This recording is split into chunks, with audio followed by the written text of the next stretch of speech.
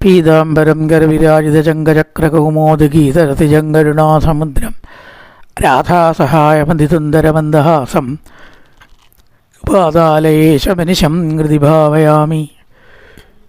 നമസ്കാരം. സനാതനധർമ്മ സംഹിതകൾ പങ്കുവയ്ക്കാനായുള്ള ചാനലായ നാദശൈലിക്ക് എല്ലാവർക്കും സ്വാഗതം. പ്രിയരെ, ശ്രീമദ് ഭാഗവതത്തിൽ 11 സ്കന്ധങ്ങൾ നമ്മൾ പിന്നിട്ട് കഴിഞ്ഞിരിക്കുന്നു. ഇനി ഒരൊറ്റ സ്കന്ധയുള്ളൂ, 13 അധ്യായമാണ് അതിലുള്ളത്.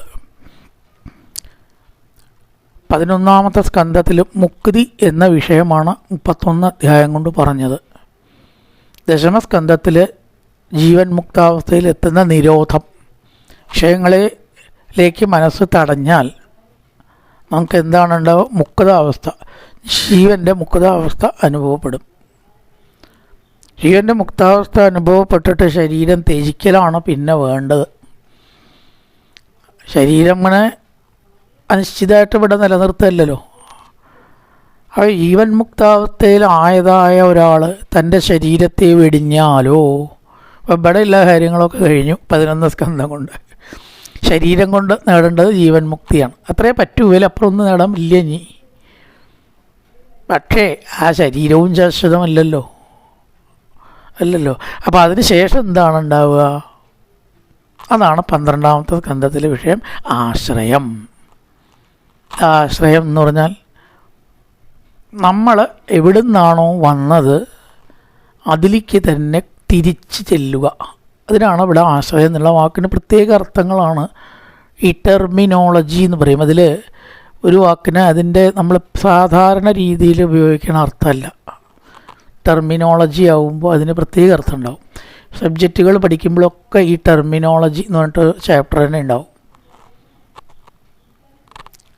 സബ്ജക്റ്റ് മാറ്റർ, എന്താണ് വിഷയം എന്ന് പറയുന്നതിൽ അതിൽ പ്രത്യേക വാക്കുകളുടെ അർത്ഥങ്ങൾ പലതിനും ഓരോരോ വിഷയം തുടങ്ങുമ്പോഴും അതിൽ വർണ്ണിക്കും. സാധാരണ പറയുന്ന അർത്ഥമല്ല എന്ന്. ആശ്രയം എന്ന് പറഞ്ഞാൽ നമ്മൾ സാധാരണ ജീവിതത്തിൽ ഒരാളെ ആശ്രയിക്കുക, പരാശ്രയം കൂടാണ്ട് ജീവിക്കണം, അങ്ങനെയല്ലേ പറയുക. പക്ഷെ ഇതല്ല അർത്ഥം. ഒരു പ്രത്യേക അർത്ഥത്തിലാണ് ഇവിടെ 12ാം സ്കന്ധത്തിലെ ആശ്രയമാണ് എന്ന് പറഞ്ഞിരിക്കുന്നത്. ആ അർത്ഥം എന്താണ്? ഇത് തന്നെയാണ് ജീവൻ മുക്താവസ്ഥയിൽ അത് അനുഭവിച്ചു കൊണ്ടിരിക്കുന്ന ഒരു ജീവൻ ശരീരം വെടിഞ്ഞാൽ താൻ എവിടുന്ന് വന്നുവോ അവിടേക്ക് പോയി ചേരുന്നു. യഥാർത്ഥ മുക്തി. ജീവൻ മുക്തിയുണ്ട്, ജീവിച്ചിരിക്കുമ്പോൾ ശേഷം മരണശേഷമുള്ള മുക്തിയും ഉണ്ടല്ലോ. 2 മുക്തിയാണ് നമ്മൾ സാധാരണ പറയുക. ഒന്ന് ജീവൻ മുക്തി, ജീവിച്ചിരിക്കുമ്പോൾ അനുഭവിക്കണം, ജീവിച്ചിരിക്കുന്നുണ്ടാവും അപ്പോൾ അനുഭവിക്കണ മുക്തി. അതൊക്കെ ഒരു തരം സമാധിയിൽ പെടും. മരിച്ചാൽ ഉണ്ട് മുക്തി. ഇനി ജനിക്കാണ്ടിരിക്കുക ശരീരം തന്നെ ഇല്ലാണ്ടാവുക. ജീവിച്ചിരിക്കുമ്പോൾ ശരീരം ഉണ്ടാവുമല്ലോ, ജീവിച്ചിരിക്കില്ലെങ്കിലോ ശരീരം ഉണ്ടാവില്ല. അപ്പോൾ ശരീരമില്ലാത്ത മുക്താവസ്ഥയാണ് ആശ്രയം എന്ന് ചുരുക്കം. ആശ്രയം അതിൽ ആദ്യമായിട്ട് വർണ്ണിക്കുന്നത് കലിയുഗത്തിനെയാണ്. കലിയുഗം എങ്ങനെയൊക്കെ ഉണ്ടാവുമെന്ന് ദേവീഭാഗവത്തിലുണ്ട്. പല പുരാണങ്ങളിലും യുഗങ്ങളുടെ സ്വഭാവം വർണ്ണിക്കുക. പുരാണങ്ങളുടെ ഓരോ രീതിയാണത്. വംശാനുവർണ്ണനം അങ്ങനെ ഉണ്ടാവും. പുരാണത്തിൻ്റെ ഘടനയുണ്ട്. അത് എല്ലാറ്റിലും ഏകദേശമൊക്കെ ഒന്ന് തന്നെ ഉണ്ടാവുക. അപ്പോൾ എന്താണ് കലിയുഗം എന്തിനാണ് പറയണത്? നമ്മളിപ്പോൾ കലിയുഗത്തിലാണ് ജീവിച്ചിരിക്കുന്നത്. അപ്പോൾ കലിയുഗ ധർമ്മത്തെക്കുറിച്ച് അറിയണം. അതിനെക്കുറിച്ച് അറിഞ്ഞിട്ട് അതിൻ്റെ ദോഷങ്ങൾ നമ്മളെ ബാധിക്കാതിരിക്കാൻ എന്താ വേണ്ടത് മനസ്സിലാക്കണമല്ലോ. അപ്പോൾ എന്താണ് ധർമ്മം എന്ന് പറയുന്നത്? പൂർണ്ണമായിട്ടും പലപ്പോഴും തെറ്റിയിട്ട് കാണുന്നത്. എല്ലാവരും ചോദിക്കുന്ന ചോദ്യം. അയാൾ ഈശ്വര വിശ്വാസിയാണ്, സാത്വികനാണ്, ഒരു ധർമ്മവും ചെയ്യില്ല, കഴിയണ ധർമ്മമൊക്കെ ചെയ്യണമുണ്ട്, എന്നിട്ട് അയാൾക്ക് എങ്ങനെ വന്ന് ചോദ്യമാണ്. നല്ലൊരു ചോദ്യമാണ്. ദാരിദ്ര്യം അല്ലെങ്കിൽ വിചാരിച്ച ഒന്നും അടക്കാതിരിക്കുക, പുത്രന്മാരില്ലാതിരിക്കുക, കലഹം ഉണ്ടാവുക, എവിടെയും മാനിക്കപ്പെടാതിരിക്കുക ഉണ്ടാവും. ധർമ്മിഷ്ഠന്മാർക്ക് തന്നെ ഉണ്ടാവും. എപ്പോഴും ഉണ്ടായിക്കോളണമെന്നല്ല, ചിലപ്പോൾ ഒക്കെ കാണാം. അത് യുഗധർമ്മമാണ്. യുഗധർമ്മപ്രകാരം അതാത് ധർമ്മത്തിൻ്റെ ഓരോ നാഥനുണ്ട്. ആ ധർമ്മം യുഗത്തിൻ്റെ നാഥൻ എന്താണോ നിയമം പറയുന്നത് അതാണ് ആ യുഗത്തിൻ്റെ ധർമ്മം. അപ്പോൾ ഇവിടെ കുറച്ച് അധർമ്മത്തിൻ്റെ ജയം ഉണ്ടായേ തീരൂ. നല്ലൊരു ഉത്തരമാണ് ദശസ്കന്ധം നമുക്ക് ചോദ്യത്തിന്. എന്താണ് ഇങ്ങനെ ആവാൻ കാരണമുണ്ട്, കാരണമില്ലാണ്ട് കാര്യം ഉണ്ടാവില്ല. യുഗധർമ്മം ഇപ്പോൾ കലിയുഗമാണ്, അംശമില്ലല്ലോ ആർക്കും. അപ്പോൾ ആ കലിയുഗത്തിൻ്റെ നാഥൻ അധർമ്മത്തെയാണ് വിജയിപ്പിക്കുള്ളൂ.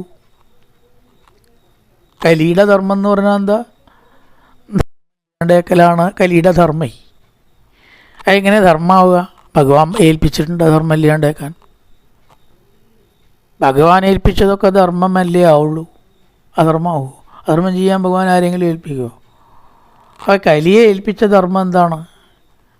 ധർമ്മം ഇല്ലാണ്ടേക്കുക, ധർമ്മം ഇല്ലാണ്ടേക്കുക, ധർമ്മത്തെ പരാജയപ്പെടുത്തുക. അത് ഈശ്വരനിശ്ചയപ്രകാരം കലി ചെയ്യുന്നതുകൊണ്ട് കലിയെ നമുക്ക് കുറ്റം പറയാൻ നിവൃത്തിയില്ല. പക്ഷേ നമ്മളെ അത് ബാധിക്കാതിരിക്കാൻ എന്ത് ചെയ്യണം? അത് പറയുന്നുണ്ട്, അത് വേണം, അത്രയേ ഉള്ളൂ. അത് ചുറ്റും അധർമ്മം കാണുമ്പോൾ ഒരു നിലയ്ക്കും പരിഭ്രമിക്കേണ്ട, യാതൊരു പരിഭ്രമവും വേണ്ട, ഈശ്വരനെ കുറ്റം പറയണ്ട. നമ്മളിപ്പോൾ ഇതിലൊക്കെ പരിഹാരം കാണാനുള്ള ആളാണെന്ന ഭാവവും വേണ്ട. നല്ലതൊക്കെ സാധിക്കണ പരിഹാരം ഉണ്ടെങ്കിൽ ചെയ്തോളൂ, കുഴപ്പമില്ല. അല്ലാതെ എടുത്താൽ പൊന്താത്ത അധർമ്മത്തിനെതിരെ ഉള്ള ഒരു പടവെട്ടൽ വേണ്ട. അതിനൊന്നും നമ്മളായിട്ടില്ല എന്ന തോന്നലുള്ളവർ അതിൽ പുറപ്പെടരുത്. കഴിവുള്ളവരുണ്ടോ? ഉണ്ടാവും. MLA, MP, മന്ത്രി, PM, CM, അറ്റ്ലീസ്റ്റ് ഒരു DJP എങ്കിലും ആവുക, EGP എങ്കിലും ആവുക, കമാൻഡർ, അങ്ങനെയൊക്കെ ആവുമ്പോൾ നല്ലൊരു പൊളിറ്റിക്കൽ നേതാവ് ആവുക. കണ്ടോളൂ, പരിഹാരം അവർക്ക് കാണാൻ പറ്റും, ചിലപ്പോൾ പറ്റും. പക്ഷേ അല്ലാത്തവർക്ക് പറ്റില്ല. നമ്മുടെ കയ്യിൽ എന്തുണ്ട്, നമ്മൾ ആരാണ് എന്ന് നോക്കിയിട്ട് മതി ഈ അധർമ്മത്തിനെതിരായിട്ടുള്ള ഫൈറ്റിങ്. കാരണം കുറച്ച് ബുദ്ധിമുട്ടുള്ളതാണ്. ഇവിടെ യുഗധർമ്മമാണ് നടന്നുകൊണ്ടിരിക്കുന്നത്. അപ്പോൾ അധർമ്മത്തിന് വിജയം കാണും. ആ അധർമ്മത്തിനെതിരെ തൻ്റെ സ്ഥിതി നോക്കിയിട്ട് മതി ഫൈറ്റിങ്. പകരം എന്ത് ചെയ്യുക? അത് നമ്മളെ ബാധിക്കാതെ ഒരു കവചം ധരിക്കുക. മഴ പെയ്യാണ്ടിരിക്കില്ല, എന്ത് ചെയ്യാം? കുട പിടിക്കാമല്ലോ. കുട പിടിക്കാം, അല്ല വെച്ചാൽ മഴ കൊള്ളാത്ത സ്ഥലത്ത് കയറി നിൽക്കാം. കാരണം മഴയില്ലാണ്ടേക്കാൻ പറ്റുമോ? പറ്റില്ല. വെയിലില്ലാണ്ടേക്കാൻ പറ്റില്ല. കുട പിടിക്കാം. ഇതേപോലെ അധർമ്മത്തെ ലോകത്ത് നിന്ന് നിർമ്മാർജ്ജനം ചെയ്യേണ്ട ബാധ്യത നമുക്കില്ല. അത് കലിയുഗത്തിലുണ്ടാവും, തീർച്ചയായിട്ടും ഉണ്ടാവും എന്ന് കാണിക്കാൻ കുറേ സാങ്കല്പികമായ നാമങ്ങൾ അധർമ്മ രാജാക്കന്മാരെ ഇവർ ഇന്നാളെന്ന് പറഞ്ഞു. ശിശുനാഗൻ, വിധി സാരന്തർ, ഭഗൻ, നന്ദിവർദ്ധനൻ, ഇങ്ങനെ കുറേ പറഞ്ഞിരിക്കുകയാണ്. ചന്ദ്രഗുപ്തൻ, അത് എന്നൊക്കെ പറയണ്ട കുറേ പേരുകൾ, കണ്വായന, ഇമേവു ഒക്കെ പറഞ്ഞേ. ഇതൊക്കെ കലിയുഗത്തിൽ എത്തരക്കാരാവും? ഏതേ അധർമ്മ അമൃതപര അധർമ്മനിരതന്മാരാവും. അമൃതം കള്ളത്തരം ചെയ്യണവരാവും. അല്പതേപ്പെടേണ്ട നമ്മളെ മുമ്പിൽ കാണുന്നു. മരിച്ചവരെ കൊല്ലാത്ത ആളാക്കാൻ അടക്കം. ആര് കൊന്നു? മോശമില്ല. എല്ലാ തെളിവുകളും നശിപ്പിക്കാൻ പറ്റും. CCTV ക്യാമറ ഉണ്ടെങ്കിലും വേണ്ടില്ല, ക്യാമറ ഇല്ലെങ്കിലും വേണ്ടില്ല. ഉണ്ടെങ്കിൽ അതിനുള്ള മറുമരുന്ന് ഈ കൊല്ലണവർക്കുണ്ട്. എത്ര കൊലപാതകങ്ങൾ നമ്മൾ വെളിച്ചായ പ്രഭാതായ കേൾക്കണു. അതൊക്കെ ശരിക്കും ധർമ്മമാണോ? എന്താ സംശയം? അധർമ്മം തന്നെ. പക്ഷെ അതും തെളിവുകൾ ഇല്ലാതാക്കാനുള്ള ഏതേ അധർമ്മ അമൃതപര കള്ളത്തരം മാത്രം കാണിക്കുന്നതും തീവ്രമന്യവ. വല്ലവരും പ്രതികരിച്ചാൽ അവരുടെ തല വെട്ടിക്കളയും. ചെറിയ ശിക്ഷയൊന്നുമല്ല, പിന്നെ അവന് പറയേണ്ടി വരില്ല. അതാണ് തീവ്രമന്യവ. അവനെ അങ്ങോട്ട് തീർക്കടോ, കാര്യം കഴിഞ്ഞില്ലേ, ചെവി അറിയാണ്ട് അങ്ങോട്ട് തീർക്കുക. ഇതൊക്കെ ഈ ലോകത്തിൽ കലിയുഗത്തിൻ്റെ കാണും. ഉദിതാർത്ഥമിതപ്രായ അല്പസത്ത അല്പകായുഷ. പിന്നെയും പറഞ്ഞിട്ടുണ്ട് സ്ത്രീ ബാലഗോധിജഘ്നാശ. സ്ത്രീകളെ കൊല്ലണോരൊക്കെ പരിഹാരമില്ലാത്ത പാപങ്ങളാണ്. സ്ത്രീവധം. ബാലൻ കുട്ടികളെ കൊല്ലുക, ശിശുഹത്യ, ദ്വിജ ബ്രാഹ്മണഹത്യ, ഗോഹത്യ, ഇതിനൊന്നും പരിഹാരമില്ലാത്ത പാപങ്ങളായതുകൊണ്ടാണ് എന്തു പറയുക, മഹാപാപങ്ങൾ എന്ന് പറയുക. സാധാരണ പാപം പരിഹാരമുണ്ട്, മഹാപാപത്തിനും മഹാരോഗത്തിനും ചികിത്സയില്ല, പരിഹാരവും ഇല്ല. സ്ത്രീ ബാലഗോ ദ്വിജഘനാശ്ച, പശുക്കളെ കൊല്ലും. ചിലർ ചോദിക്കണ കേട്ടിട്ടില്ലേ, ഗോ മാതാവാണെങ്കിൽ കാളനെൻ്റെ അച്ഛനാണോ? അച്ഛൻ എന്നല്ല അവരുടെ വേറൊരു വാക്കുണ്ട്, അത്താവട്ടെ. തമിഴിലെ വാക്ക് അത്ര കുഴപ്പമില്ല, ഈ തന്ത തള്ള എന്നുള്ളതൊക്കെ തെറ്റല്ല അവർ പ്രയോഗിക്കണത്. അതെന്താ ഈ തള്ള എന്ന് പറഞ്ഞാൽ അവർക്ക് തെറ്റായ വാക്കില്ല. ഇവിടെ നമ്മൾ ദേഷ്യം എന്ന കുറിച്ച് സംസ്കാരം കുറഞ്ഞല്ലേ. അപ്പോൾ പശു മാതാവാണെങ്കിൽ കാളനെൻ്റെ അച്ഛനാണോ എന്ന് ചോദിച്ചിട്ടുണ്ട് ചില നേതാക്കളല്ലേ. പശുക്കളെ വലിയില്ല, പശുവധമാവാം. അതിലിപ്പോൾ എന്താണ് തെറ്റ്? ഇങ്ങനെ ഉണ്ടോ? ഇത് 5000 കൊല്ലം മുമ്പ് എഴുതിയതാണ് ഭാഗവത്തിൽ. പശുവിനിപ്പോൾ എന്താ പ്രത്യേകത? ഇപ്രകാരം സ്ത്രീ ബാല ഗോ ദ്വിജഘ്നാശ്ച, പശുക്കളെ കൊല്ലുക, സ്ത്രീകളെ കൊല്ലുക, കുട്ടികളെ കൊല്ലുക. പരദാരധനാതൃത, മറ്റൊരാളുടെ പത്നിയെ സ്വന്താക്കുക, മറ്റൊരാളുടെ ധനം സ്വന്താക്കുക. ഇതൊക്കെ കാണാം. എന്തൊക്കെ കാണുന്നു പേപ്പർ രാവിലെ എടുത്ത് നോക്കിയാൽ. ഇതാണ് കലിയുഗത്തിൻ്റെ പൊതുവേ ഉള്ള ലക്ഷണങ്ങൾ. ഇനി മറ്റൊരു അധ്യായത്തിൽ ഭഗവാന്റെ കൽക്കി അവതാരം വർണ്ണിക്കുകയാണ്. അതിനുള്ള കാരണം കലിയുഗം ലക്ഷണങ്ങൾ മൂത്ത് വരുമ്പോഴാണ്. അതെന്തൊക്കെയാണ്? തതച്ചാനുദിനന്തർമ്മ സത്യം ശൗചഞ്ചമാതയ, ഇതൊക്കെ നേരത്തെ പറഞ്ഞതിലൊക്കെ ഒതുങ്ങിയിട്ടൊക്കെ ഉണ്ട്. ധർമ്മം കുറയും, സത്യം ഉണ്ടാവില്ല. സത്യത്തിനെ അസത്യമാക്കാനും അസത്യത്തെ സത്യമാക്കാനും ആവും കോടതി അല്ലേ. വക്കീൽ ഭാഗം നോക്കാണ്ടിരിക്കുക എന്നുള്ളതെന്ന് പറയും ചിലർ. അയ്യോയ്ക്ക് ആ പണി പറ്റില്ല കേട്ടോ. കാരണം തനിക്ക് സത്യമാണെന്ന് അറിയാത്ത കാര്യം സത്യമാണെന്ന് തെളിയിക്കുകയാണ്. തനിക്ക് അസത്യമാണെന്ന് അറിയാത്ത കാര്യം അസത്യമാണെന്ന് തെളിയിക്കുക. അവിടെ എന്ത് സത്യമുള്ളത്? അതാണ് അന്യായ കോടതി എന്നാണ് നമ്മൾ പറയുക. ന്യായക്കോടതിയല്ല, അന്യായ കോടതി. അന്യായമാണ് അവിടെ നടപ്പാവണത്, സത്യമില്ല. ബഹുമാനപ്പെട്ട കോടതി, പെട്ട കോടതി തന്നെയാണ്. ഒരു സത്യദീക്ഷയില്ലാത്ത വിധികൾ ഇങ്ങനെ വരും. ഇതൊക്കെ എന്തിനാണെന്ന് നമുക്ക് തോന്നും. എന്ത് നീതിന്യായമാണ് ഇവിടെ നടക്കുന്നത്? വെറുതെയാണ് അതൊക്കെ.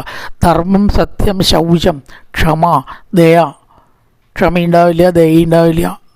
ആയുസ് പൊതുവേ കുറയും, ഓർമ്മശക്തിയും കുറയും. നങ്ഷിത്തായുർബലം സ്മൃതി. എന്താ ഓർമ്മ കുറയാൻ? കമ്പ്യൂട്ടറും ലാപ്ടോപ്പും നോക്കിയിട്ടാവും പ്രഭാഷണങ്ങളടക്കം ആചാര്യന്മാർ ചെയ്യുക. കയ്യിൽ വെച്ചാൽ പിന്നെ നോക്കി നോക്കി നോക്കി നോക്കി പറഞ്ഞാൽ മതിയല്ലോ. ഓർമ്മശക്തിയിൽ നിന്ന് പറയേണ്ട സഹസ്രനാമം നോക്കി ചെല്ലുക. ശരിക്കും അതൊക്കെ പണ്ടൊക്കെ 1000 ശ്ലോകം വരെയുള്ളത് കാണാപ്പാടാക്കണത്രേ. ദേവി മഹാത്മ്യം, നാരായണീയം 1000 ശ്ലോകങ്ങൾക്ക് കൂടെ മീതെ ഉള്ളതിനെ ഗ്രന്ഥെടുക്കാൻ തന്നെ പാടുമെന്നാണ്. കുട്ടിക്കാലത്ത് നോക്കി പഠിക്കണം. പഠിക്കുമ്പോൾ എടുക്കാം. അത് കഴിഞ്ഞാൽ പിന്നെ ഗ്രന്ഥം ഇല്ലാണ്ട് കൈകാര്യം ചെയ്യാറാവണം. ഇന്ന് നടക്കുമോ? ഒക്കെ കാൽക്കുലേറ്ററും മൊബൈലും. ഓർമ്മശക്തി കുട്ടികൾക്ക് തീരെ ഉണ്ടാവില്ല. പണം ഉള്ളത് എന്ത് കാണിച്ചാലും നല്ലത്. വിത്തമേപ കലോ നൃണാം. കലിയിൽ പണമാണ് വലുത്. എല്ലാം ഭരിക്കുന്നത് പണമാണ്. അയാൾ ഉയർന്ന കുലത്തിൽ ജനിച്ച ആളാവട്ടെ അല്ലാണ്ടേ ആവട്ടെ, എല്ലാ ഗുണ സർവേ ഗുണ കാഞ്ചനമാശ്രയന്തി ഭർതൃഹരി പറഞ്ഞിട്ടുണ്ട്. ധനത്തിലുള്ളവർ പറയണതൊക്കെ സത്യം, അല്ലാത്തവർ പറയണതിന് ഒരു വിലയുണ്ടാവില്ല. കയ്യൂക്കുള്ളവൻ കാര്യക്കാരൻ. ധർമ്മന്യായം വ്യവസ്ഥായം കാരണം ബലമേ വഹി. ബലമായിരിക്കും ന്യായാന്യായങ്ങളും സത്യങ്ങളും നിശ്ചയിക്കുക. ദാമ്പത്യ അഭിരുചിർ ഹേതു. വിവാഹം കഴിക്കുമ്പോൾ പരസ്പരമുള്ള ആകർഷണം മാത്രമായിരിക്കും നോക്കുക. അയാൾ ഇഷ്ടപ്പെട്ടു, കല്യാണം കഴിച്ചു. എന്തുകൊണ്ട് ഇഷ്ടപ്പെട്ടു? ഗുണങ്ങളോ വിശേഷങ്ങളോ അങ്ങനെയുള്ള സംഗതികളാവില്ല കൂടുതലും ശ്രദ്ധിക്കപ്പെടുക. അതെങ്ങനെയാണ്? ഒരാളെ കണ്ടാൽ മനസ്സിലാവുമോ? ഇഷ്ടപ്പെടുക, കല്യാണം കഴിക്കുക. നാളെ വേണ്ട തോന്നിയാലോ വേണ്ടാന്നും വയ്ക്കും. ഒരു നിമിഷത്തിൽ തോന്നിയ ഇഷ്ടം വേറൊരു നിമിഷത്തിൽ ഇല്ലാതാവില്ലേ? അതിന് പറയാനുണ്ടോ? ഈ ദാമ്പത്യ അഭിരുചി ഹേതു എന്നുള്ളത് പല വിധത്തിലും വ്യാഖ്യാനിക്കും. നമ്മുടെ രാജ്യത്ത് ഭാരതത്തിൽ ഈ ദാമ്പത്യം എന്ന് പറഞ്ഞാൽ സ്ത്രീക്ക് പുരുഷനിലും പുരുഷന് സ്ത്രീക്കുമുള്ള ശാരീരിക ബന്ധത്തിലുള്ള താല്പര്യം മാത്രമല്ല. പാശ്ചാത്യ രാജ്യത്ത് അതങ്ങനെ പറയുന്നു. അതില്ലെങ്കിൽ പിന്നെ ഈ ബന്ധത്തിന് എന്താണ് ബലം? അതിലല്ലേ ഈ ബന്ധം നിലനിൽക്കുന്നത്. അത് കുറച്ച് സൈക്കോളജിയും ശാസ്ത്രവും പഠിഞ്ഞാൽ എല്ലാമായി അത് സത്യമാണെന്ന് നമ്മൾ കരുതണു. അഭിരുചി അങ്ങനെയാണെങ്കിൽ ശിവന മഹർഷിയുടെ കഥ എന്തിനാണ് പറഞ്ഞത്? വൃദ്ധനായിരിക്കുന്ന അദ്ദേഹത്തെ സുകന്യ ശുശ്രൂഷിച്ചില്ലേ? കണ്ണ് കാണാത്തതായിരിക്കുന്ന ധൃതരാഷ്ട്ര ഗാന്ധാരി പത്നീപദം അലങ്കരിച്ചില്ലേ? പാണ്ഡുവിന് തൻ്റെ പത്നിയെ പുൽകിയാൽ തല പൊട്ടിത്തെറിക്കുമെന്ന ശാപമുണ്ടായിട്ട് അവർ ഡൈവോഴ്സ് ചെയ്തുവോ? ആ ബന്ധം അവിടെ ഇല്ല. അപ്പം ഇങ്ങനെയുള്ളൊരു ബന്ധം മാത്രമല്ല, അത് ഇരിക്കട്ടെ അവിടെ, പക്ഷെ അത് മാത്രമല്ല, പരസ്പരമായിട്ടുള്ള ധാരണയും സ്നേഹവും ദമ്പതികൾ തമ്മിൽ ഉണ്ടായിരിക്കണം. അത് ശാരീരിക ബന്ധത്തിന് മാത്രം ഉള്ളതല്ല. അത് വേശ്യാലയത്തിലും സാധ്യവും ഇല്ലേ? വേശ്യാലയത്തിലും സാധ്യവും. അപ്പം അതാണോ കുടുംബ ബന്ധം എന്ന് പറഞ്ഞാൽ? അല്ല. വിവാഹം കഴിഞ്ഞൊരു കുട്ടിയുണ്ടായി, പിന്നെ നമ്മൾ മക്കളെ അച്ഛനെ എന്താ പറയുക? കുട്ടികളുടെ അച്ഛൻ എന്നാണ് പറയുന്നത്. കുട്ടികളുടെ അച്ഛൻ വരട്ടെ എന്നാ. അയാളിപ്പോൾ ഭർത്താവ് മാത്രമല്ല, തൻ്റെ കുട്ടികളുടെ അച്ഛനാണ്. അസ്ഥാനല്ലേ? പല കാരണത്താൽ ശാരീരിക ബന്ധത്തിന് കഴിയാണ്ട് വന്നു എന്ന് കൂട്ടുക.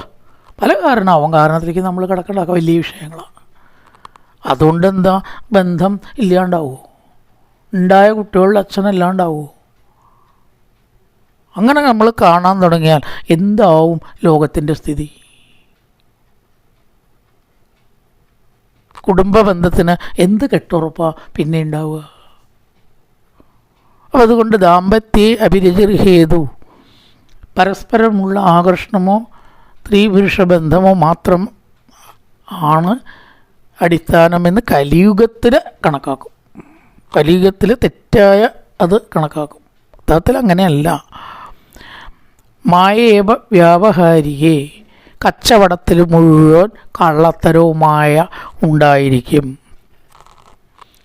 സ്ത്രീ തേ പുൻതേ ചഹിരതിർ, സ്ത്രീക്ക് പുരുഷനിലും പുരുഷന് സ്ത്രീക്കും ഉള്ള താല്പര്യത്തിനായിരിക്കും പ്രാധാന്യം കൂടുതൽ കൊടുക്കുക. പണ്ട് ഒരു പുരുഷൻ്റെ വ്യക്തിത്വം എന്ന് പറഞ്ഞാൽ അധികം സ്ത്രീകളോട് ഇടപെടാതിരിക്കുക, അല്ലെ അടുക്കളയിൽ എപ്പോഴും ഇങ്ങനെ കിടന്ന് കളിക്കുക. വിവാഹത്തിനോ ഫംഗ്ഷനൊക്കെ പോയാൽ സാധാരണ അടുക്കളയിൽ പണിന്ന് സഹകരിച്ചതുകൊണ്ട് തെറ്റില്ല കേട്ടോ, അതല്ല ഇവിടെ പറയണം. അതൊരിക്കലും ചീത്തശം വേണം. ചില ആൾക്കാരുണ്ട്, വിവാഹമായാലും ചടങ്ങായാലും വേറൊന്നായാലും അടുക്കളയിൽ സ്ത്രീകളെ എവിടെ വെച്ചാൽ അതിൻ്റെ കൂടെ കളിക്കണ ചില പുരുഷന്മാരെ കാണാം ഇല്ലേ? അതായിരിക്കും കലിയുഗത്തിൽ സാമർഥ്യമായിട്ട് ഗണിക്കപ്പെടുക. സ്ത്രീകളും ഇങ്ങോട്ട് ഉമ്മർത്തിക്കും വരും. അതൊന്നും പാടില്ല എന്നല്ല, പിന്തിരിപ്പനാശയല്ല പറയണത്. കുറച്ചൊക്കെ അവരവരുടെ നിലയ്ക്ക് നിൽക്കുകയല്ലേ നല്ലത്. അപ്പം അതിന് പകരം സ്ത്രീകളെ ആടിപ്പാടി കളിപ്പിച്ച് രസിപ്പിക്കുന്നവൻ ശ്രേഷ്ഠൻ. പുരുഷന്മാരോട് കൂടി ധാരാളം ഇടപഴകുന്നത് ശ്രേഷ്ഠ. ഇങ്ങനെ ഒരു കൺസെപ്റ്റ് കലിയുഗത്തിലുണ്ടാവും. അധികം ഇടപഴകുക, അധികം സംസാരിക്കുക, അതൊന്നും സ്ത്രീകളോ പുരുഷന്മാരോ ഒരു പ്രായമെത്തിയ കഴിഞ്ഞാൽ പണ്ട് ചെയ്യാറില്ല. പുരുഷന്മാരെ ഉറക്കെ ശബ്ദം ഉണ്ടാക്കി ചിരിക്കാൻ തന്നെ പാടില്ല എന്നാണ് പണ്ട് പറയുക. കർണൻ്റെ ചിരിയെ പറ്റി മഹാഭാരതത്തിൽ പറയും. ഓരോരുത്തരോട് എത്ര ആംഗിൾ ചിരിക്കണം എന്നടക്കം വ്യവസ്ഥ ചെയ്തിട്ട് അത്രേ കർണൻ ചിരിക്കുക. വ്യക്തിത്വമായിട്ടാണ് പറയണത്. ഉറക്കെ ഹാഹാന്ന് ചിരിക്കണതേ ശരിയല്ല എന്നാണ്. പക്ഷെ ഇന്നിപ്പോൾ എത്രയോ ആൾക്കാർ അങ്ങനെ ചെയ്യണു. അവൻ കേമനായിട്ട് ഗണിക്കപ്പെടും, മറ്റവൻ മണ്ടനായിട്ട് ഗണിക്കപ്പെടും. ഇപ്പം സ്ത്രീത്തെ പുൻതേ ചഹിരതിർ എന്ന് പറഞ്ഞാലോ, സ്ത്രീക്ക് പുരുഷനെ സന്തോഷിപ്പിക്കുക, പുരുഷനെ സ്ത്രീയെ സന്തോഷിപ്പിക്കുക. ഇതായിരിക്കും വ്യക്തിത്വത്തിൻ്റെ അളവുകോല്. അവൻ സമർത്ഥനാണ്. വേറൊന്നും ഗുണങ്ങൾ ഇങ്ങനെ കുറച്ചങ്ങനെ പറയുകയാണ്. അപ്പം ഇങ്ങനെ പറഞ്ഞിട്ട് എന്താ കാര്യം? അവൃത്യാന്യായ ദൗർബല്യം, ഭൂരിപക്ഷം എന്ത് പറയുന്നു അതാവും ശരി, അതിൽ ന്യായമുണ്ടോ സത്യമുണ്ടോ നോക്കില്ല. ഇങ്ങനെ കലിയുഗം വർണ്ണിച്ച് അത് അതിൻ്റെ മൂർധന്യാവസ്ഥയിൽ എത്തുമ്പോൾ ഇത് മുഴുവനില്ലാണ്ടേക്കാൻ സർവേശ്വരനായിരിക്കുന്ന ഭഗവാൻ ശമ്പള ഗ്രാമമുഖ്യസ്യ ബ്രാഹ്മണസ്യ മഹാത്മന ഭവനേ വിഷ്ണുവേഷസ കൽക്കി പ്രാദുർഭവിഷ്യതി. ശമ്പള ഗ്രാമത്തിൽ ഒരു ബ്രാഹ്മണൻ്റെ പുത്രനായിട്ട് കൽക്കി എന്ന പേരോടുകൂടി അവതരിക്കും. കുതിരപ്പുറത്ത് കയറി വാള് കൈ പിടിച്ച് ഈ പ്രപഞ്ചത്തെ മുഴുവൻ തൻ്റെ ഉള്ളിലേക്ക് ഉപസംഹരിക്കണ വിധമാണ് കലിക്ക് ആ രൂപം പറഞ്ഞിരിക്കണം. അങ്ങനത്തെ കൽക്കി അവതരിച്ചിട്ടില്ല. വ്യാജ കൽക്കികൾ പല ദിക്കിലുണ്ട് താനും. അവിടെ കൽക്കിയുണ്ട്, അത്ര ഇവിടെ കൽക്കിയുണ്ട് എന്നൊക്കെ നമ്മളിങ്ങനെ കേൾക്കുന്നു. ഇതെല്ലാം വ്യാജ കൽക്കിയാണ്. കാരണം കൽക്കി ഉണ്ടാവാൻ പോണേ ഉള്ളൂ. ഭാഗവതത്തിൽ ഫ്യൂച്ചർ ടെൻസിലുള്ള ഒരേ ഒരു അവതാരം അവതരിഷ്യതി, അവതരിക്കാൻ പോകുന്നു, അവതരിച്ചിട്ടില്ല. അപ്പോൾ പള്ള കൽക്കി ശരിയാവുമോ?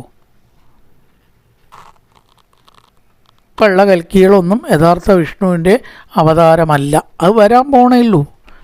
കലിയുഗ ഇനി കുറേ അങ്ങോട്ട് മുന്നോട്ട് പോകണം. എന്നാൽ മാത്രമേ കൽക്കി അവതാരം ഉണ്ടാവുകയുള്ളൂ. കൽക്കി പ്രാദുർഭവിഷ്യതി എന്നാണ് പറഞ്ഞത്. അങ്ങനെ ആ കലിയുഗത്തിനെ പറ്റിയിട്ട് അങ്ങനെ വളരെയധികം ലക്ഷണങ്ങളെ വർണ്ണിച്ചു. ഇതിൽ പറയണം എന്തിനു വേണ്ടിയിട്ടാണ് ഇപ്പോൾ ഇതൊക്കെ പറഞ്ഞത്. കലിയുഗത്തിൻ്റെയോ കലിയുഗ ലക്ഷണത്തെയോ പരീക്ഷത്തെയോ ഇല്ലാണ്ടാക്കാൻ പറ്റില്ല. അത് നമ്മളെ ബാധിക്കാതിരിക്കാൻ മാത്രം. അതിനെന്താണ് മാർഗം? ഭഗവാന്റെ നാമങ്ങൾ ജപിക്കുക. പക്ഷെ അതും കലിയുഗത്തിൽ കലി തടസ്സം ഉണ്ടാക്കും. അണക്കലോനരാജൻ ജഗതോ പരങ്കുരം ത്രിലോകനാഥാനത പാദപങ്കജം.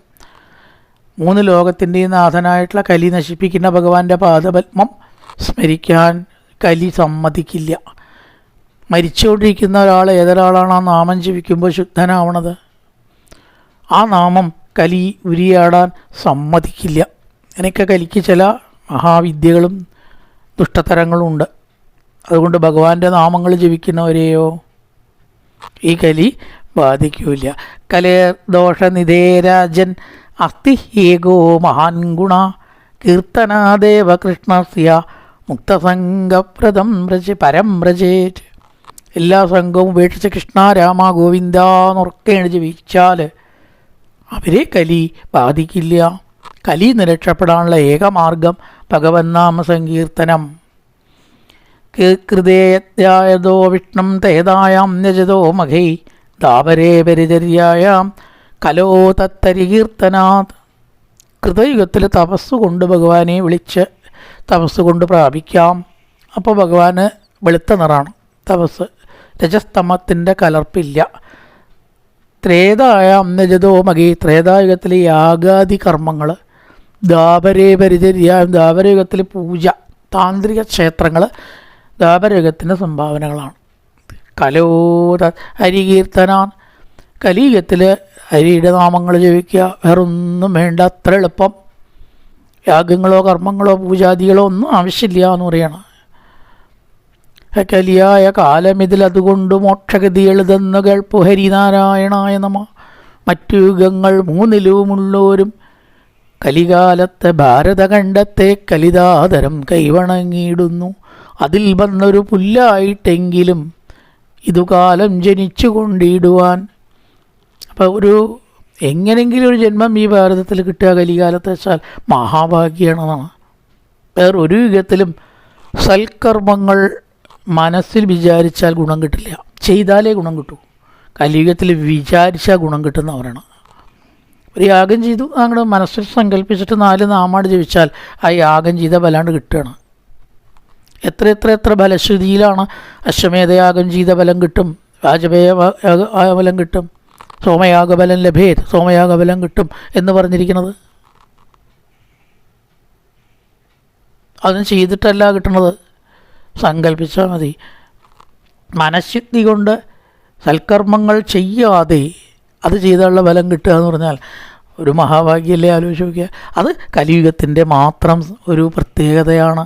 ഭഗവത് നാമങ്ങൾ സദാ ഉച്ചരിക്കുന്നവരെ, ഈശ്വരനെ സ്മരിക്കുന്നവരെ കലി ബാധിക്കില്ല, അവരെ കലി ബാധിക്കില്ല.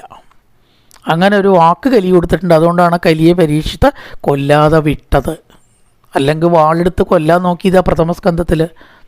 അപ്പം നിന്നെ ഞാനാണ് കൊല്ലുകയാണ്, നീ എങ്ങനെ എൻ്റെ പ്രജകളെ ബാധിക്കും, നീക്കൊന്ന് കാണണമല്ലോ.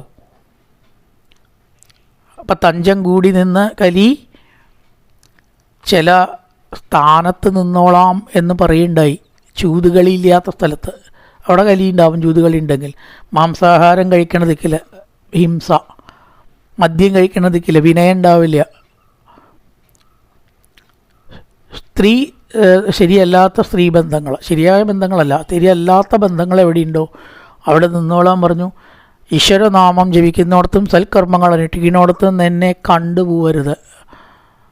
ആ വാക്ക് എനിക്ക് തരികയാണെങ്കിൽ തന്നെ ഞാൻ കൊല്ലാണ്ട് വിടാമെന്ന് പറഞ്ഞിട്ടാണ് കലിക്ക് ജീവൻ കൊടുത്തത് തന്നെ. അസ്തി ഏകോ മഹാൻ ഗുണ, അങ്ങനെ മഹത്തായിട്ടൊരു ഗുണം കലിയുഗത്തിലുണ്ട്. കീർത്തനാദേവ കൃഷ്ണസ്യ മുക്തസംഗപരം വ്രജേൻ. ഈ നാമാവട്ടെ ഋതുവായ പെണ്ണിനും ഇരപ്പനും ദാഹകനും പതിതനും അഗ്നിയജനം ചെയ്ത ഭൂസുരനും ഹരിനാമ കീർത്തനം ഇതൊരു നാളും ആർക്കും ഉടനരുതാത്തതല്ല. ഹരി നാരായണായ നമ. ആർക്കും ചെല്ലാൻ അറിവ് വേണ്ട, ഉന്നതകുലജാതനാവണം, ജാതയാവണം, അങ്ങനല്ല. പക്ഷെ തോന്നണം, അതിന് പൂർവ്വപുണ്യം ഉണ്ടാവണം. നാവ് ഇങ്ങനെ ചലിക്കണച്ചാൽ പൂർവ്വപുണ്യം ഉണ്ടാവണം കേട്ടോ, അല്ലെങ്കിൽ നടക്കില്ല. ദൈവാനുഗ്രഹമുള്ളവർക്ക് ഭഗവത് നാമങ്ങൾ സദാ ജപിക്കാനായിട്ട് പറ്റുള്ളൂ. അതുകൊണ്ട് 2 നേരവും രാവിലെയും വൈകുന്നേരവും കുറച്ച് സന്ധ്യയ്ക്ക് വിശേഷിച്ചും കുറച്ച് ശിവായ നാരായണായ നമ ഇത്യാദി നാമങ്ങൾ മാത്രം ചൊല്ലിയാൽ കലിയുഗത്തിൽ നമ്മളെ കലി ബാധിക്കില്ല എന്ന മഹത്തായ നേട്ടം നമുക്ക് ഉണ്ടാവും എന്ന് ഓർമ്മിപ്പിച്ചിരിക്കുകയാണ്. അതാണ് കലിയുഗത്തിന് ദോഷത്തിൽ നിന്ന് രക്ഷപ്പെടാനുള്ള മാർഗം ഭഗവത് നാമജപം എന്നും പറഞ്ഞുകൊണ്ട് ഈ കഥ മുഴുവൻ പറഞ്ഞത് എന്തിനു വേണ്ടിയിട്ടാണ്? വിജ്ഞാന വൈരാഗ്യ വിവക്ഷയാ വിഭോ വചോ വിഭൂതിരുന്നതു പാരമാർത്ഥ്യം. ഈ കഥകളിൽ തന്നെ കടന്നു തിരിയുക എന്നുള്ളതിന് വേണ്ടിയല്ല. ആ കഥ അങ്ങനെ ആയ നന്നായിരുന്നു, ആ കഥ എന്തേ ഇങ്ങനെ കൊണ്ടേ അവസാനിപ്പിച്ച്, ഇതെന്തേ ആ കഥാപാത്രത്തെ ഇപ്രകാരത്തിൽ അവതരിച്ചത്, സീതയെ എന്തിനു വേണ്ടിയിട്ടാണ് ഉപേക്ഷിപ്പിച്ചത്, ഇങ്ങനെ തർക്കിക്കാനല്ല കഥ. അതുകൊണ്ട് എന്തുദ്ദേശിച്ചു? അതെടുക്കാനാണ്. കഥകൾക്കൊക്കെ ഒരു ഉദ്ദേശം ഉണ്ടാവും, അത് മനസ്സിലാക്കാൻ ആണ് കഥ. അല്ലാണ്ട് അതിൻ്റെ സ്ഥൂലാസൂക്ഷ്മങ്ങളെ പറ്റി അങ്ങനെയൊക്കെ സംഭവിക്കുമോ, സംഭവിക്കാതിരിക്കാം, അതിനല്ല കഥ പറഞ്ഞിരിക്കുന്നത്. അതിനൊരു ഉദ്ദേശമുണ്ട്. ആ ഉദ്ദേശം എന്താണ്?